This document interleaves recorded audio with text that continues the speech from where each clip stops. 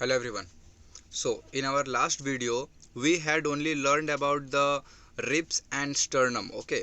So today we are going to learn about the skeletons, means the bones. Okay. So there has been mainly the two types of skeleton. The one is exoskeleton and the other one is endoskeleton, and they both are recognized in animals. Some animals have only exoskeleton, others have endoskeleton, and still other have both. So if we will move towards the exoskeleton, so it is a skeleton on the outer surface of the organism, mainly on the dorsal side. It is very thick, sturdy. Example: insects, crabs, cells, snails, etc. Means the exoskeleton is the one skeleton which is on the outer side of the body. That is the just example, you can see the crab, they have the exoskeleton. Thereafter we will go for the endoskeleton. So endoskeleton is the internal skeleton present in the vertebrates such as frogs, birds and mans, and it is not a single piece but is made up of a number of separate bones. Means endoskeleton is the skeleton which is present inside of the vertebrates. Okay, example: frog, bird, man, these are things. And there has been a lot of very lot of numbers of separate bones are present in there, and it not only support the body but also protect our internal organs also. Okay, so let's see about the function of the skeleton system. As we can see, the framework of the skeleton system is to shape and support the body, to protect the organs inside the body, to work with the muscular system to move the parts of our body. So basically we can see that there is a framework for the skeleton system, and that framework is used to shape our body, protect, and also for the muscularity.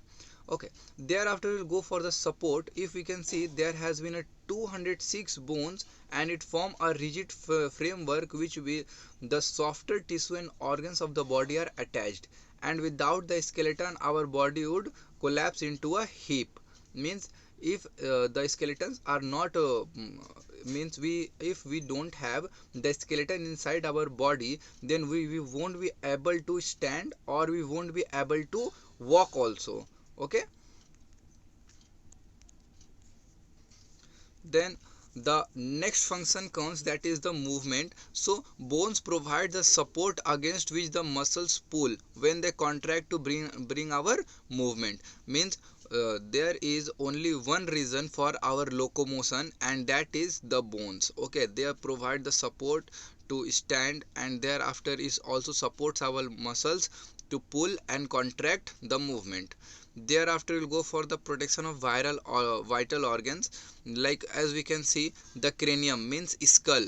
Okay, we have a skull which protects our brains, and there has been also several ribs which protects our heart and lungs, and also there is a backbone which protect our spinal cord. So there has been a lot of things which is protected by the skeletons. Thereafter we'll go for the mineral storage. So bones serve as a storage area for minerals such as calcium, phosphorus, and when an excess quantity is present in the blood, the supply of these minerals within the blood is low, it will be withdrawn from the bones to replenish the supply. Means bone is the only thing which store several kinds of minerals from our body, and if our body needs those kind of minerals in the critical situation, then the bone will try to provide all these minerals. Thereafter we'll go for the blood cell production. Okay, so there is only the bones which have the power to manufacture red blood cell in the hollow cavities or the bone marrow. So that's why we can say that the average of 2.6 million red blood cells are produced each second by bone marrow, and they are very important for us. Thereafter we'll go for the lever action. So bones are joined to give a lever action and allow movement of the body. So as we can say that there has been a various type of levers, like lever class 1, lever class 2 and lever class 3. I hope you had just learned it in physics. So these types of actions is also allowed by the body. Thereafter we'll go for the three types of joints. Okay, so there are mainly three types of joints are present. The first is fixed joint, the second is slightly movable joints, and the third one is freely movable joints. So as we can see that the fixed joint is nothing but the skull, and the slightly movable joint is nothing but our spinal cord area, that is the backbone. And thereafter we can see the freely movable joint. This is like the hand, legs, and this kind of places, shoulders. Okay, so as we can see that, as I had told you, in the fixed joint there is no movement possible in this kind of joint, and these joints are held together by tough tissue which develops during childhood. Means these are the joints which is developed our during the childhoods only, and the examples are cranium and pelvis. Then we can see slightly movable joints. So slightly movable joints are also known as cartilaginous joints. These types of joints are formed by bones where they are connected by the cartilage, and there is a small amount of movement permitted at these joints. So as I had told you before that the slightly movable joints, they are present in the like backbone, and it also, as you can see that it join the breastbone or sternum with ribs. So these are the slightly movable joints, and you can't move so much. Okay, so that's why there is a small amount of movement is permitted. Then we will go for the freely movable joints. So these joints are also called synovial joints and allow free movements to take place.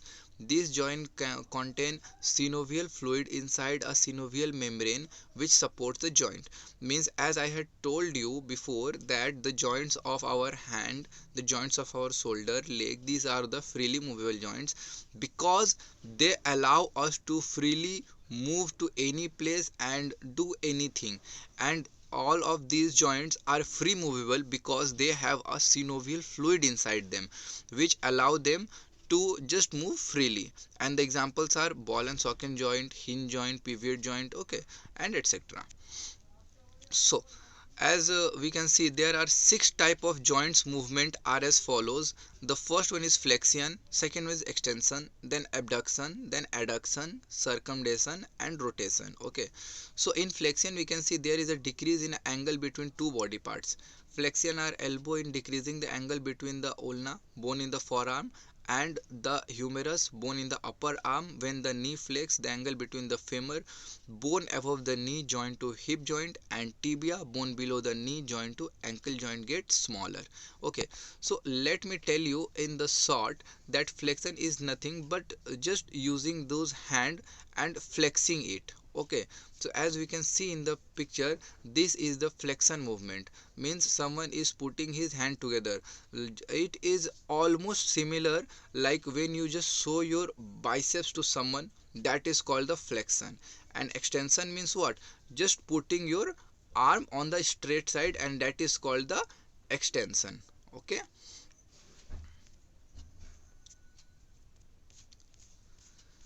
thereafter it comes the abduction. So abduction is the movement from the middle line of the body. For example, the abduction of the shoulder, raise the arm out to the side of the body. And thereafter adduction, we can say that if a person has their arm straight out at the shoulder and bring them down to their side, it is adduction. So it is also similar to this picture. Let me explain this, that if you will just put your hand on the upside, thereafter it should be called as abduction. And if your hand is in the already in the upside position and you will just move it toward the downside, it is called the adduction position. Okay, thereafter we'll go for the circumduction. Okay, so it is defined as the conical movement of a limb extending from a joint at which the movement is controlled. It is the movement at distal end of the body part so that it is tracing a circle in space. It is possible at the ball and socket, conoid and saddle joints such as the shoulder, hip, wrist and ankle. Circumduction is the movement of the limb, hand or fingers in a circular pattern using the sequential combination of flexion, adduction, extension and abduction motion. Means circumduction is the part of all kinds of movement. It includes the flexion, adduction, extension and abduction. So as you can see that the rotating of hand in the circular motion, that is called the circumduction, and it contains all kinds of four motion. Thereafter we'll go for the rotation. So rotation is nothing but the twisting. Just example, as we can say, in the anteroaxial joint, the first cervical vertebrae rotates around the upward projection from the second cervical vertebrae. This allows the head to rotate from side to side. So this is nothing but, as we can just before doing any kind of workout or any kind of things, we used to rotate our head just like this and this. So it will just allow us for a rotational movement. Okay, and the same thing is happens with our leg also. Okay, so these are the parts of the rotational movement. Okay, and in the rotational movement there has been a two movement, that is the medial rotation and lateral rotation. Okay, so medial rotation is the rotation where the body segment rotate medically towards the midline of the body, means it will move toward the midline. And in the lateral rotation it will moves outward, means away from the body. So as you can see that there is a lateral and medial rotation is almost present in the leg rotation, as we can see. Okay, so thereafter we will go for the types of joint, and the joint are hinge joint, ball and socket joint, pivot joint. Okay, so hinge joint is a joint made by joining two bones ends with have smooth surfaces. They are shaped to move against each other with minimum friction. Strong ligaments stop the bones from sliding off from one side to other. Means what? That the hinge joints are the joint of two bones end, and they have the smooth surface. Just example, the elbow and knee joints.